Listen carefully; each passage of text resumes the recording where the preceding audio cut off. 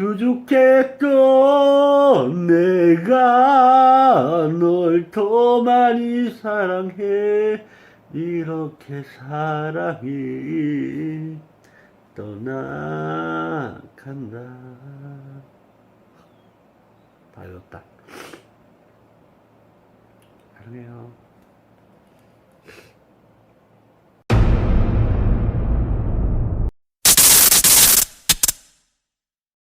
Сайн байцгаана уу тулгын цогт тавтай морил. За өнөөдрийнхөө босон явдлыг ярих гад бэлэн болоод байж байна. За нүүд ам бүлцээсэн харшил хөдөлсөн байгаа маахаа ойлгоорой. За өнөөдрийн маань босон явдлын гол эзэн бол Солонгосын түүхэнд маш том залилан хийсэн, Солонгосын ард иргэдийг тэр чигтэн залилсан, хүний сайхан сэтгэлийг ашигласан. За нэг талдаа маш сайхан, энэрэнгүү, бусдын хайр хүндлийг хүлээж авсан аав. За нөгөө талдаа маш хэрцгий, аимшигтай ад чөтгөрийн талаар ярих гэж байна. Солонгосын ард түмэн түүнийг ганц шүдэд аав буюу ганцхан араа шүдтэй аав гэдэг байваа. Түүний нэрийг И Ён Хаг гэдэг. За түүнийг Солонгосын бүхий л ард түмэн мэддэг боллоо танигдсан нэгэн байв. Тэрээр маш ховор төрлийн гений өвчтөй охиноо аврахын тулд насан туршдаа тэмцэж яваа энэрэнгүү аавын дүрээр олон нийтийн сүлжээ болон телевизийн нэвтрүүлгүүдээр гарч сая хүмүүсийн сэтгэлийг уянгалуулж хайр хүндэтгэлийг авч чадсан нэгэн байваа. Эхлээд бүгдээрээ И Ён Хаг болон түүний эхнэр Чой нарын анх танилцсан түүхийн талаар ярилцъя. Тэд 1999 онд хоёулаа өсвөр насндаа анх танилцжээ. Тухайн үед И Ён Хаг 18 настай, эхнэр Чой түүнээс 4 дүү буюу 14 настай өсвөр насны охин байваа. Чой охин тухайн үед ар гэрийн амьдрал туйлын хүнд, сэтгэл зүйн дарамтанд багаасаа өртөж, хүнд цаг үеийг туулж байсан тэрээр гэрээсээ зугтааж нэгэн хоолны газар ажиллахаар болдгоо. Тэрээр И Ён Хагтай тухайн ажилд орон танилцаж, танилцмагцаа түүнд маш хурдан дасаж сэтгэлээ бүрэн нээсэн байдаг. Гэвч И Ён Хаг өөрийн муу муухай араншингаа ашиглан энэ бяцхан охиныг өөрөөсөө 100% хамааралтай болгож нийгмээс тусгаарлсан ажээ. Залуу хосууд 2000 онд хамт амьдарч эхэлсэн бөгөөд 2003 онд тэдний дундаас охин Аан төржээ. Гэвч охин аавын ховор гений өвчнийг өвлөж авсан байваа. Энэ өвчнийг аврах ургацад цементома гэж нэрлэдэг. Дэлхийд ердөө хэдхэн 10хан тохиолдолд сэжиглэгдсэн ховор төрлийн ясны өвчин юм. Энэ нь эрүү нүрийн ясанд эрдэнэ шиш шиг ургацаг тасралтгүй ургаж, ясыг тэлж, хэлбэрийг нь алдагдуулдаг өвчин юм. И Ён Хаг өөрөө бага наснда 6 гаруй удаагийн том хаалгаанд орж эрүүнийхээ ихэнх ясыг авахулсан бөгөөд ердөө ганцхан араа шүдтэй буюу Солонгосоор Огмнитэй үлдсэн байваа. Түүний нэрийг түүнээс хойш Огмни Аба буюу ганц араа шүдэд аав гэж нэрлэдэг болсон юм. Охиноо өөрийнх нь энэ өвчнийг тусныг мэдсэн цагаас эхлэн И Ён Хагийн доторх залжин төлөвлөгөө ажиллаж эхэлсэн юм. 2005 онд эхлэн И Ён Хаг охиныхоо өвчнийг ашиглан олон нийтийн сүлжээ, сонин сэтгүүл, форум, цаашаад MBC, SBS-ийн сэтгэл хөдлөмж баримтад нэвтрүүлгүүдэд идэвхтэй оролцож эхэлжээ. 2006 оны өвөл охиныхоо эмчилгээний зардлыг босгоно гэсэн нэрийдлэр сайн дурын болон дугуйны клубын гишүүдийн хамтаар Солонгос орныг тойрон явж хандви аянгаа сурчилсан юм. Гэвч дараа нь үнэндээ маршрутын зөвхөн тодорхой хэсгийг л дугуйгаар явж үлдсэн замыг автомашинаар туулсан ил болсон байдаг. Мөн тэрээр Америк нэгдсэн улсад очиж солонгосчууд олноор амьдардаг хот хорооллуудаар явж хүүхэлдэйн дүрийн баг өмсөж бүжиглэж хүмүүсийн өрөвдөх сэтгэлийг төрүүлэн хандив цуглуулж байжээ. Өмнөд Солонгос даяар түүнийг өрөвдөж хандивын аян өрнөөсөн. 2005 оноос 2017 он хүртэл түүний хандивын дансанд нийт 1.3 тэрбум вон буюу Монгол мөнгөөр 4 тэрбум төгрөг шахуу цугларсан байдаг. Энэ нь зөвхөн түүний хандивын дансанд л цугларсан дүн юм. За одоо бүгдээрээ 2017 оны 9 сарын сүүл рүү энэ олонний хайр хүндэтгэлийг авч чадсан аавын цаана яг юу нуугдаж байсан болон түүний маск хуулархад юу хүргэсэн талаар нэгэнгүү ярьж өгье. За ингээд хэдүүлээ хэрэгтэй орцгоё. 2017 оны 9 сарын 30-ны өдөр И Ён Хаг өөрийн 14 настай төрсөн охин Аад даалгавар өгч сургуулийнх нь найз болох 14 настай охин Бэг гэртээ ирээд хамт тоглоё. Аав амттай юм авч өгнө гэж хэлж дуудуулжээ. CCTV-гийн бичлэгт А охин хохирогч Б охиныг дагуулan гэртээ орж байх нь бичигдсэн байдаг. Энэ цаг хугацаа бол өдрийн 12 цаг 20 минут байсан юм. Үүнээс 17 минутын дараа хохирогч Б охин ээж рүүгээ залгаж хаана байгаа гэдгийг хэлээгүй бөгөөд би DVD үздэг газар очиж DVD үзэж болох уу гэж асуусан байдаг.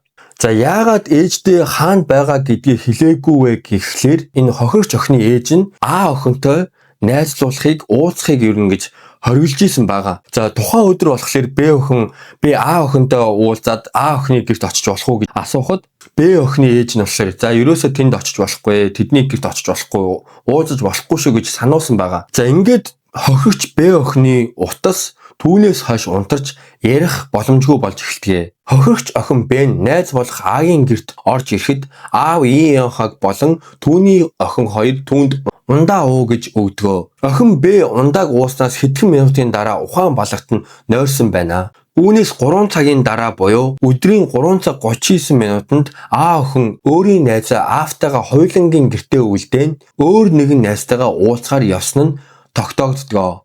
Энэ хооронд Ийнхаг хохирогч Б охиныг тусдаа өрөөнд оруулж өөрийнхөө бэлгийн дур хүслийг хангаж хүчирхийлэн төгжжээ. Харин хохирогч охины ээж охин руугаа маш олон удаа залгсан боловч утас нь унтарсан байлаа. Ингээд аргаа барсан хохирогч охины ээж охиныхоо найзууд руу залгаж асуудаг. Тэр дунд А охинч гэсэн байдаг. Охины ээж А охинтой уцаар ярин охинтой минь уулзсан уу гэж асуухад бид хоёр уулзах нь уулзсан. Гэхдээ бид хоёр өдрийн 2 цагт салсан хаашаа явсныг нь сайн мэдэхгүй байна гэд уцаад ассан байдаг. Ээж А охин сэжиглэн дахин 2 цагийн дараа залгаж охин маань хаашаа явна гэж чамд юу ч хэлээгүй юу?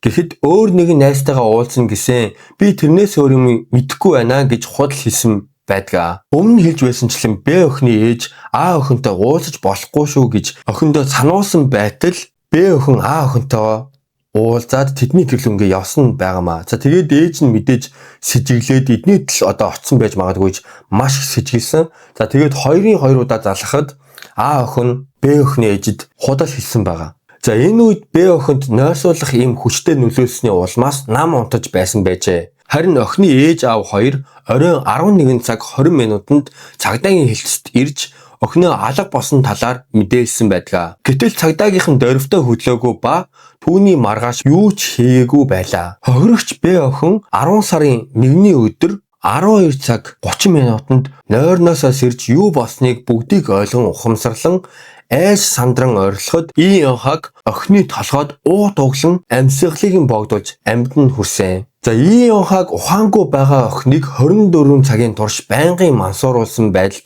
байлгаж бэлгийн хүчирхийлэл ба дарамт үзүүлсэн байдаг. Хамгийн аимшигтай нь 14 настай Ийнхагийн төрсөн охин нь аавынхаа тушаалаар найзтай нэмж эмтээ ундаа өгөх туслах зэргээр хэрэгт идэвхтэй оролцож байсан байдаг. Б охины амьд хүрээд 5 цагийн дараа буюу оройн 6 цаг 34 минутанд охины цогцыг чемодаанд хийн өөрийн төрсөн охинтой өргөлцөж машины арын багажинд хийж байгаа нь камерын бичлэгт бичигдсэн байдаг. Ингээд 14 настай Б охины цогцыг нэгэн модтой уулын жалганд аваачин хайсан байлаа. Цагдаагийн газрын мөрдөгчд CCTV-гийн бичлэг шүүн охины сүүлчийн орсон газар нь Ийнхагийн гэр болохыг тогтоожээ. 10 сарын 5-ны өдөр цагдаа нар Ийнхагийг охины хамтаар нэгэн орон сууцанд нуугдаж байхад нь дайшлан баривчилж маргааш нь уулнаас хохирогч охины цогцыг олсон юм а. За ингээд олны хайр хүндэтгэлийг хүлээж маш их хэмжээний хандив босгож авч байсан аавын баг хуулран унаж түүний цаана маш аимшигтай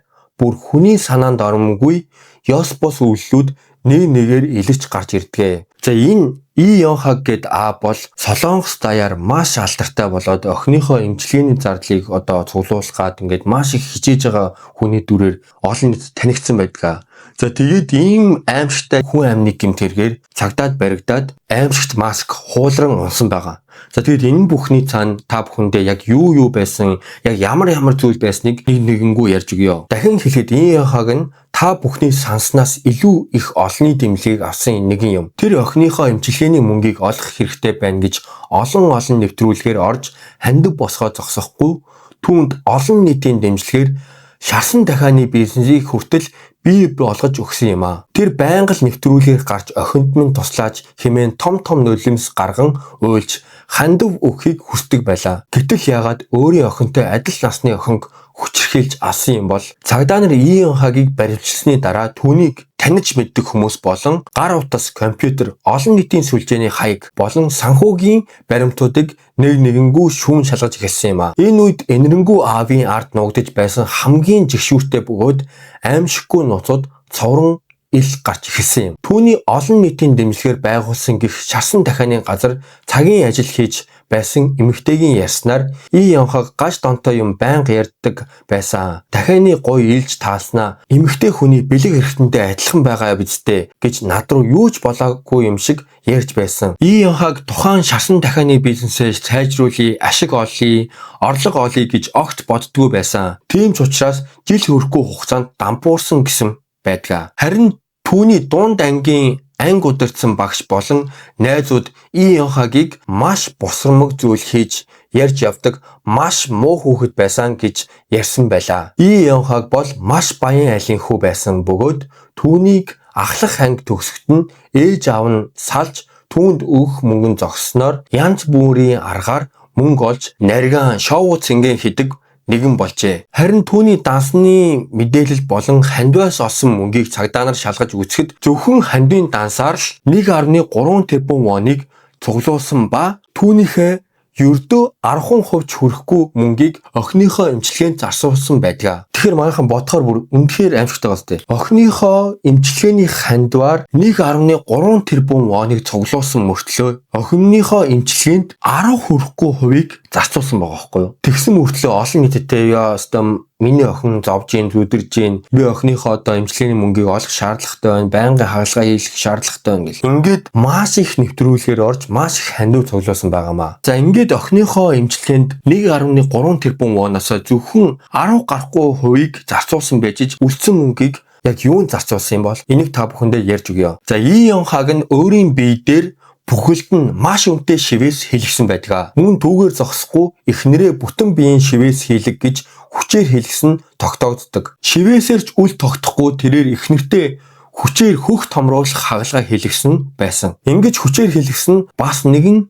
том шалтгаантай. За үүний том шалтгааныг та бүхэндээ дараагийн хэсэгт ярьж өгье. Тэрээр хандвын ихэнх мөнгөөр Ford Mustang, Hyundai Equus, BMW зэрэг тансаг ангиллын 10 гаруй автомашин байнга солон ундаг байсан тогтоогджээ. Бас түүний нэгэн заллин бол өөрийгөө олон нийтэд мартаж санах өвчтэй болсон хэмээн бусдад итгүүлж мөн эмчнэрт худал шинж тэмдэг хэлж ойлгуулж итгүүлснээр хөгжлийн бэрхшээлтэй иргэний 2 дугаар зэрэгт орж мөн хандив өгөхийг хүмүүсээс хүссэн байжээ. Гэтэл энэ нь худал хуурмаг зүйл байсан юм. Учир нь өөрийгөө галзуу өвчтэй болсон гэдгийг эмчнэрт худал онш шинж тэмдэг хэлж итгүүлж гаргуулах боломж байдаг юм байна. Ийн хаг баривчлагдсанаар түүний гэр бүлийн байдал болон эхнэр цойгийн үхэл ба гэр бүлийн хүчирхийлэл, бэлгийн мүлчлэгийн нууц дэлгэгдэн гарч ирдэг. За та бүхэн гинт юм эхнэрийнхэн үхэл болоо явчваа гэд гайхчихж магадгүй. За эхнэр нь бол биш дээ. Энэ хохирогч Б охины хэрэгээс яг 1 сарын өмнө буюу 2017 оны 9 сарын 5-ны өдөр өөрийн амьдардаг орон сууцны 5 давхраас доош унан нас болсон байдаг. За энэ хэргийн цаана яг юу ногдож байсан бол 2017 оны 9 сарын 5-ны шөнийн 1 цаг 50 минутын орчимд Ийн хагийн 32 настай эхнэр Чой Сөүл хотод байрлах өөрийн амьдардаг байсан 5 давхар орон сууцныхаа цонхоор унжээ. Эхнэр Чой дээр аврах багийнхан ирэхэд тухайн үед амьсгаатай байсан ба эмнэлэгт хүргэгдэн нас барсан байдаг. Нөхөр Ийн хаг бол тухайн үед эхнэр маань өөрийн амийг хорлож өндрөөс үсэрсэн. Энэ бүхний буруутан бол миний хойд аав гэж хойд аав руугаа бухаж байлаа. Ээжийн маань нөхөр буюу хойд аав маань намайг эзгүй хойгоор далимдуулж эхнэрийг маань 8 жилийн турш хүчирхийлсэн. Улмаар эхнэр маань сэтгэл зүйн хүнд байдалд орж түүнийг даалгүй амиа хорлсон гэж цагдаад мэдүүлэг өгчээ. Миний эхнэр надад хайртайгаа батлах гэж амиа хорлсон. Энэ бүхний ард дахин нэгэн асар том зайлангийн хэрэг байсан байдаг. Ийн хагийн охины хандвын аян болон мөнгө нь бараг дуусаж мөнгө олох дараагийн арга нь өөрийн эхнэрээрээ мөнгө олох арга байлаа. 2017 оны 9 сарын Нэгний өдөр И Йонхаг өөрийн эхнэр Чогийн хамтаар цагдаагийн хэлцэд хурж ирэн манай хойд эцэг эхнэрийг маань олон жил хүчиндэж хүчрхээсэн гэсэн мэдүүлгийг өгсөн байдаг. Гэтэл цагдаагийн албаныхын нотлох баримт байхгүй хэмээн эхнэр нөхөр хоёрыг буцаасан байдаг. Ингээд И Йонхаг эхнэрээ айлган сүрдүүлэн зодож эхнэрээ ямар ч хамаагүй аргаар өөрийн хойд эцэгтэй унтаж нотлох баримт үүсэг гэж дарамтлсан байжээ. Нөхрийнхөө үгнээс гарч чаддгүй Чой нөхрийнхөө хэлснээр хойд эцгийнхэн гэрт очиж бэлгийн харьцаанд орсон байжээ. Улмаар 9 сарын 5-ны өдөр нотлох баримт үүсгэж чадсан бөгөөд И Йонхаг цагдаад өөрийн төрсөн эцгээ барьж өгсөн байдаг. За ингээд 9 сарын 5-ны өдөр хүчээр шахуу өөрийнхөө хойд эцэгтэй эхнэрээ унтуулад нотлох баримт олж авсан Чой олон нийтийн сүлжээгээр маш аимшигтай мэдээлэл хийгээд манай эхнэрийг ингээд хойд амаад хүчнэдэг байсан, хүчрхийлдэг байсан гэж мэдээлэл хийгээд цацсан байдаг. Энэ үнэхээр аимшигтай байгаа юм аахаа. За тэгэд энэ бүхний зорилго юу байсан бэ гэхлээр өөрийнх нь нөгөө цуглуулсан охиныхоо өвчнөөр далимдуулж цуглуулсан хөрөнгө мөнгөнд дуусаад ирэхин цагт өөрийнхөө чинээлэг хойд эцгийг ашиглаад тэрнээс мөнгө салгах арга байсан байгаа. Яа хүний санаанд үнэхээр оромгүй үйлдэл байгаа сте. Тэнгүүтээ амар харамссан зүйл яриад миний их нэрэгтэй хүчинчлээ гэл олон нийтийн сувгаараа татсан байгаа байхгүй юу. За энэхүү 9 сарын 5-ны өдөр эхнэр нь өөрийн гэрт байж байгаад үсрэн амиа алдсан байлаа. Мөн түүгээр зогсохгүй хойд эцэг нь энэ бүх муу муухайтай хутгалцсандаа маш их харамсснаас 2017 оны 10 сард амиа хорлсон байдаг. Хойд эцгээс мань болж эхнэр маань амиа алчглаа гэсээр И Йонхаг өөрийн YouTube чаналда эхнэрээ санаж тусаж буй хэд хэдэн бичлэг хийж өөдгөр гуниг гашуу болж бууга харуулдаг. Гэвч энэ үйлдэл нь бас л худал хуурам болох нь ойлгомжтой болсон. За одоо эхнэр Чой яг яагаад насвар? Яг энэ Чойгийн үхлийн цаана яг ямар нууц байсан талаар та бүхэндээ дахиад ярьж өгье. Эхнэр нь 5 давхраас унаад 6 минутын дараа 119-ийн эрэгтэй зэрэгцэн И Йонхаг өөрийн охинтойгоо хамт гэрээсээ гарч ирсэн гудамжны камерын бичлэгт бичигдсэн байдаг. Бүхэл бүтэн эхнэр нь унаад 6 минутын дараа 119-ийн ирж байхдаа зэрэгцээд гэрээсээ гарч ирсэн байхгүй юу. Гэхдээ эхнэр нь унаад тэр доор бүр хүн амтан ойролж чарлаад бөө юм болж байхад гэрээсээ гарч ирэхгүй байсан шалтгаан бас байгаа л гэсэн үг байгаа.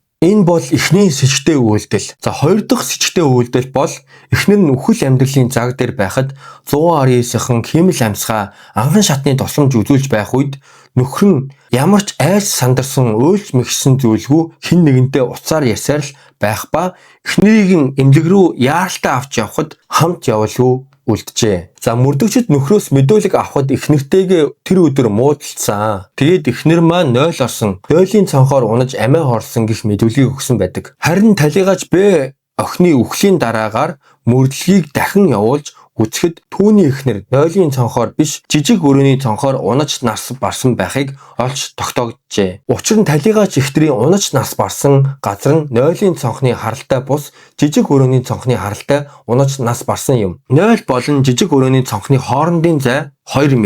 Хэрвээ талигаач 0-ийн цонхоор үсэрч амиа хорлсон бол хажуу тийшээ үсрэх буюу 9.6 градусын чиглэлд үсрэх хэрэгтэй байсан. Энийг мөрдөгчд болон шинжээчд үзэхдээ ямар ч амиа хорлож байгаа хүн хажуу тийшээ өсөрч амиа хорлоё гэж боддгүй. Тэглэж 5 давхрын өндрөөс үсрэхэд шууд чулуун чиглэлд унтахаас өөр ямар ч боломжгүй. Мөн 0-ийн цонх жижиг тул талигаач тэгж бие хөдлөж чадахгүй гэсэн маш олон нотлох баримтууд болон дүгнэлтүүд гарч ирсэн. Энэ бүхнээс И Йонхагийг эхнэрээ алсан ч байж магадгүй гэж үзэж байгаа ч 100% батлаж чадаагүй юм а. Учир нь И Йонхаг эхнэр маань амиа хорлсон гэж гүрээсээр байсан байдаг. Харин түүний охины хувьд юу болсныг хараагүй гэсэн ба ээжийн үхэлд аав буруутай аав ээжийг байнга хүчрхийлж зодож дарамтлагдаг байсан. Түүгээр ч зогсохгүй ээжийн маань биеийг өмлүүлж мөнгө олдог байсан гэсэн аимшигт мэдүүлгийг охин нь өгсөн байдаг. Йоо маахав зүгээр үнэхээр аимшигтай бас тий. Хамгийн түрүүнд охиныхоо өвчнөөр далимдуулж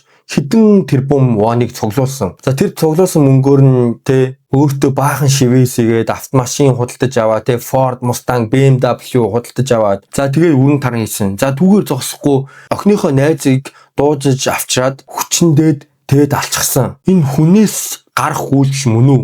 За тэгээд бүр сүүлдээ мөнгөнд дуусаад ирэхин цагт өөрийнхөө эхнэрийг биеийг нь үнэлүүлж мөнгө олдог байсан гэж боддог maaхан. Чойг анх 14-тэй байхад нь үерхэж 17-тэй байхад нь хүчээр жирэмслүүлэн тэрийг өөрийн яг л уцан хүүхэлтэй шиг болгосон байваа. Чой 18 жилийн турш Ий Йонхагийн ая талыг харж яг л боол нь болж хувирсан байсан юм. За өмнө нь хэлсэнчлэн биш үү? Нөгөө эхнэрийнхээ биеийг тэр чигтэн шивээсэр шивүүлсэн гэд тэгсэн шүү дээ. За тэр зүйл бол маш том зорилготой байсан баа. За энэ зорилго нь болохоор Чойг 18 жилийн турш додож нүцсэн байгаа шүү дээ. За тэрнийхээ нэгт шарах сорвийг даалгахын тулд эхнэрийнхээ биеийг тэр чигтэн шивээсэр шивүүлсэн байна. За 20 дахь зорилго нь болохоор эхнэрийнхээ биеийг үнэлүүлж хүмүүстэй үйлчлүүлж татахын тулд эхнэрийнхээ биеийг бүхэлд нь шивүүлсэн байх магадлалтай гэж үзээд байгаа юм бэлээ. Мөн эхнэртэй нөгөө хөх томруулах хагалгаа хийлгсэн гэсэндээ тэр ч гэсэн эхнэрийнхээ биеийг үнэлүүлж мөнгө олохын тулд хийлгсэн хагалгаа байсан байгаамаа. За энэ Ий Йонхаг биш үү? Эхнэрийнхээ биеийг үнэлүүлэхдээ зүгээр ч үнэлүүлээгүй заяа. Нууц камер тавиад эхнэрийнхээ бичлэгийг бишиж авангуудаа тэр бичлэгээ интернет тавиад мөнгө олдог байсан гэж боддоо. За энэ зүгээр бүр энэ хүнд үнэхээр хэлэх муу үг олдохгүй. Мөрдлийн явцад Ий Йонхагийн ажиллаж байсан гих биеэ үнэлэгчийн газрыг олж интернет дээр зар бичсэн хүртэл тогтоогдсон байлаа. 2018 оны ихээр Сөүл хотын хойд бүсийн шүүхэд Ий Йонхаг болон түүний охин А нарт холбогдох шүүх хурал эхэлсэн юм. Ий Йонхаг шүүх хуралд чичтийн эмгэгтэй тухайн үед эм уусны улмаас өөрийгөө хянаж чадаагүй гэж мэдүүлэн олон удаа гимшлийн цагтаал бичиж ялаа хөнгөлүүлэхийг хичээсэн байдаг. Гэвч шүүх бүрэл түүний хэргийг урьдчилан төлөвлөсөн ямар ч гэмшилгүй жигшүүрт хэрэг гэж үзсэн байдаг. За 2018 оны 2 сарын 21-ний анхан шатны шүүх хурлаар шүүгдэгч Ий Йонхагт цаазаар авах ял сонсгов. Шүүгдэгч нь охиныхоо өвчнийг ашиглан олон нийтийн сэтгэл зүгээр тоглож асар их мөнгө завшиж байснаас гадна насанд хүрээгүй охиныг бэлгийн дур хүслийг хангаж амь насыг нь хохироож түүний цогцыг нуун дарагдуулсан гэж үздэг. Түүний хувьд нийгэмд иргэн ирэх боломжгүй гэж үзсэн тул цаазаар авах ял дүгнсэн байдаг. За ингээд 2018 оны 11 сард дээд шүүхийн эцсийн шийдвэр гарсан. Насан туршийн хорих ял руу болгон өөрчилсөн байдаг. Солонгос улсад 1997 оноос хойш цаазаар авах ялыг гүйцэтгээгүй тул энэ практик дээр түүнийг насан туршид нь шоронд тусгаарлах хамгийн чанга ял болсон энэ юм а. Харин түүний төрсөн охин буюу 14 настай Аад 2 шатны шүүхээс 6 жилийн хорих ял болон 4 жилийн тэнцэн харгалзах ялыг оноосон байдаг. Охин насанд хүрээгүй аавынхаа сэтгэл зүйн асар том дарангуул байсан ч гэмт хэрэгт шууд хамтран оролцсон тул ялаас мулталж хөнгөлж чадаагүй юм а. За ингээд Ий Йонхагийн хэрэг Өмнөд Солонгосын нийгэмд маш гүнзгий шарах том сургамжийг үлдээсэн юм а. Инээс хойш Солонгосын парламентаас хандивын тухай хуулийг чангаруулж, хувь хүмүүс болон төрийн бус байгууллагын хандивын аянд санхүүгийн аудитын систем бүрэн шинжлэгдсэн юм. Үүнийг нийгэмд Ий Йонхагийн хууль гэж нэрлэх нь ч бий. Хамгийн харамсалтай нь түүний гаргасан зал мэхээс болоод Солонгосын ард түмний хандив өгөх, идвэх эрс буурч үнэхээр эмчилгээний мөнгө шаардлагатай байгаа олон мянган өвчтөе хүүхдүүд болон ядуу өрхүүдэд тусламж авч чадахгүй хүрэх асар том хохирол амссан юм а. Энэхүү хэрэг бидэнд нэг зүйлийг сануулж байна. Гаднаа хичнээн өрөвдмөр, хичнээн сайн сайхан дүр зүйсэн ч түүний цаана ямар ч мангас нуугдаж байж болно. Бид бусдад туслах сэтгэлтэй байх ёстой ч сохроор итгэлгүйгээр дахин нэг шалгаж байх нь хичнээн чухал болохыг энэ түүх харуулсан байдаг. За тэгээд өнөөдрийн маань хэрэг энэ хүрээд өндөрлөж байна. За тэгээд энэхүү хэргийг үзэж судлаад уншаад үнэхээр нийгэмд ийм хүн байдаг гэдэгт би үнэхээр эргэлзсэн. Хүнийг таних мэдэх ямар чухал вэ гэдгийг энэ хэрэг ингээд бас харуулж байгаа. За тэр 14 настай охин ээжийнхаа үгэнд ороод тэр охинтой А охинтой уулзаагүй байсан бол за энэ Чой эмэгтэй энэ Ий Йонхагийн ирхшээлээс гараад энэ Ий Йонхагаас салаад өөр хүнтэй суугаад эсвэл ганцаараа амьдраад ингэ явсан бол гэл маш олон бас зүйлүүд байна. За ер нь бол ээж аавынхаа үгнээс гараад явдаг хүн бол нэг тэгж хол сайн яваад байхгүй. За тийм болохоор миний бичлэгийг үзэж байгаа өсвөр насны хүүхэд байх юм бол ээж аавынхаа үгэнд сайн ороод ээж аавынхаа үгнээс ер нь аль болох ахыг нь аваад хаяхыг нь хайж байгаарэ гэж зөвлөхөөр байна.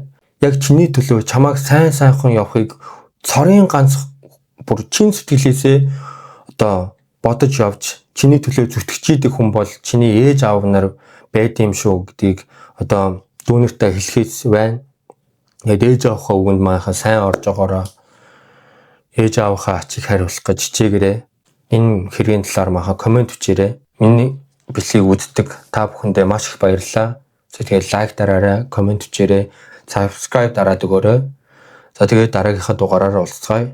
Баярлалаа. Хайртай шүү.